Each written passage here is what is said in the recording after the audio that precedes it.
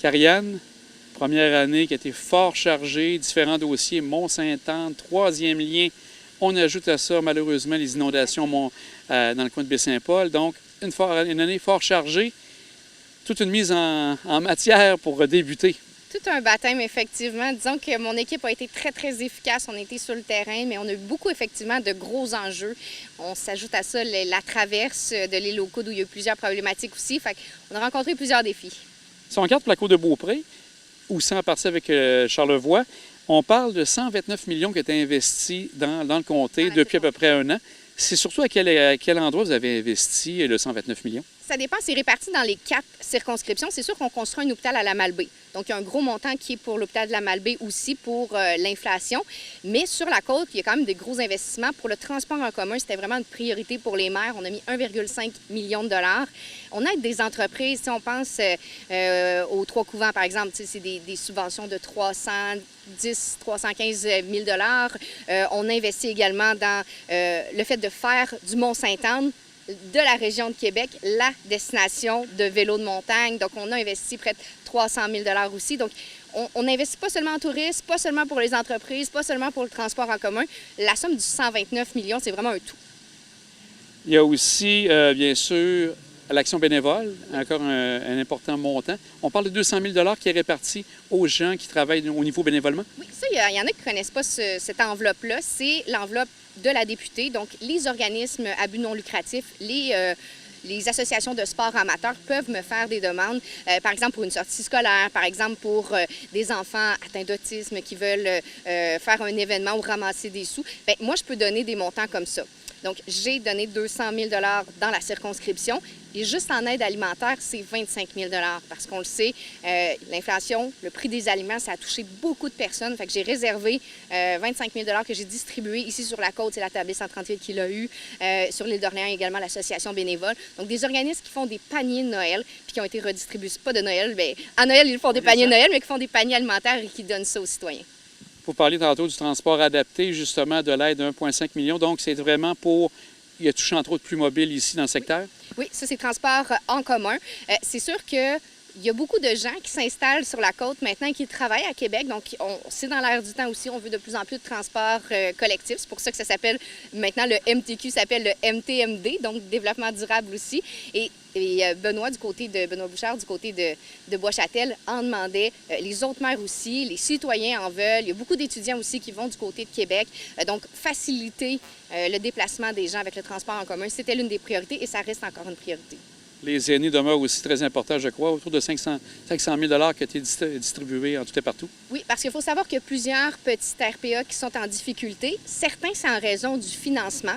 Il y en a d'autres qui ont des travaux de rénovation et on le sait, la main-d'œuvre, les coûts des matériaux sont élevés. Il y en a d'autres que c'est de la pénurie de main-d'œuvre. Donc, ils ne trouvent pas de cuisinier, par exemple. Alors là, on trouve une façon. J'ai, par exemple, contacté la popote roulante ici pour savoir s'ils pouvaient aller livrer dans une RPA qui avait perdu son cuisinier. Comme ça, on s'assurait qu'il y a un service alimentaire pour les aînés le temps qu'on trouve un nouveau cuisinier. Alors, c'est comme ça, on tente de penser à travers, en dehors de la boîte pour trouver des solutions quand il y a des défis comme ceux-là.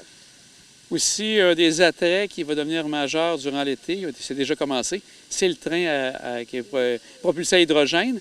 Ici, sur la côte, c'est sûr qu'on le voit passer, c'est davantage Charlevoix, mais ça demeure un attrait important. Ah, vraiment. Puis, j'étais tellement contente que c'est une première en Amérique du Nord. C'est très gros. Il y a des gens de partout à travers le monde qui vont venir voir le train ici, qui vont l'essayer pour voir si on ne pourrait pas exporter ce projet-là ailleurs. Fait que c'est une très belle vitrine pour la région.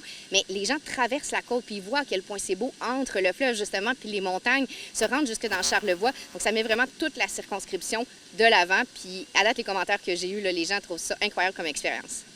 Aussi, on parle d'une mise en valeur pour l'île d'Orléans, d'un 3 millions. Oui. Ça consistait en quoi? Bien, ça, c'est 3 millions environ pour tout ce qui est touristique. Il y a également événements culturels. Donc, j'ai rassemblé cette somme-là pour ça. Mais c'est sûr qu'on a beaucoup aussi de dossiers concernant le statut patrimonial de l'île d'Orléans.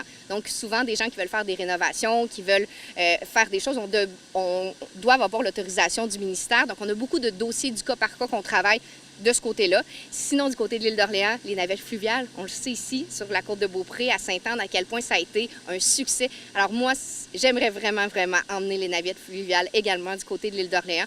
Imaginez, les gens pourraient partir de Québec, aller sur l'île d'Orléans, finir ici sur la côte, venir visiter la basilique. Donc, il faut augmenter l'offre. Donc, ça suive, possiblement pas pour cette année, mais pour l'an prochain, vous le souhaitez vraiment? J'aimerais beaucoup que ça se fasse pour l'année prochaine, effectivement. Vous êtes aussi adjointe parlementaire au ministre de la Justice, M. Jolin Barrette. Oui. Quelques éléments importants. Peut-être nous résumer quels ont été les projets majeurs et les projets de loi majeurs. Bien, on a présenté la réforme du droit de la famille. On a travaillé aussi sur le statut des policiers. Mais mon bébé, mon premier projet de loi que j'ai travaillé et que j'ai moi-même présenté est celui de l'obsolescence programmée. Vous allez en entendre parler beaucoup à la rentrée, donc à l'automne. Ça, c'est quand vous avez un téléphone, le fil, le fait que ce soit un seul fil pour tous les appareils électroniques. Le fait, par exemple, que quand on achète un frigo, on aimerait instaurer une durée de vie planchée. Donc, par exemple, je dis n'importe quoi, tous les frigos devraient au moins durer 10 ans. Si ça brise avant 10 ans, c'est pas à vous d'aller aux petites créances ou de revendiquer auprès du fabricant. Ça va être le fabricant qui va devoir vous rembourser ou vous remplacer votre appareil. Donc, on veut vraiment que le fardeau soit maintenant sur les fabricants et non sur les épaules des consommateurs. Je pourrais vous le décrire, mais il y a tellement de mesures. Il y a des mesures anti-citron pour les véhicules également pour que les gens arrêtent de se faire berner par des véhicules en mauvais état. Donc, on veut vraiment travailler pour le consommateur. Est-ce qu'elle est acceptée, elle est adoptée, cette loi, présentement? Ça a été présenté, donc on va entrer en session parlementaire en septembre. Ça va être étudié en commission parlementaire. Les oppositions ont la chance de faire des propositions. On sait que Marois Risky avait beaucoup travaillé également le dossier. Le député Ouellet aussi qui est parti, donc ça intéresse les parlementaires. Chacun va ajouter son grain de sel et on devrait adopter ça, bien sûr, si tout le monde est pour lors de la prochaine session. On voyait aussi tout dernièrement, au niveau de la coopération intermunicipale, quelques projets qui ont été soulevés, entre autres à Bois-Châtel et à Sainte-Anne-de-Beaupré, qui vont collaborer ensemble au niveau de l'eau potable, j'ai bien compris. Oui, bien là, au niveau de Bois-Châtel, on a annoncé, je pense, c'est près de 800 000 $ pour améliorer le service d'aqueduc, le service d'égout également. Donc, il y a beaucoup d'argent dans les infrastructures aussi. Vous savez, quand on fait un bilan, c'est tellement difficile de cibler. Il y a tellement d'argent qui va un peu partout. Mais oui, on veut que les municipalités travaillent de plus en plus ensemble pour diminuer les coûts. Par exemple, le service d'urgence incendie, les deux villes peuvent se mettre ensemble pour offrir des services. Même chose pour la voirie. Donc, on veut de plus en plus de collaboration entre les municipalités. Et à l'île d'Orléans aussi, je sais qu'il y a quelque chose entre les villes de Saint-François et de Saint-Jean au niveau, si je ne me trompe pas, du traitement des boues.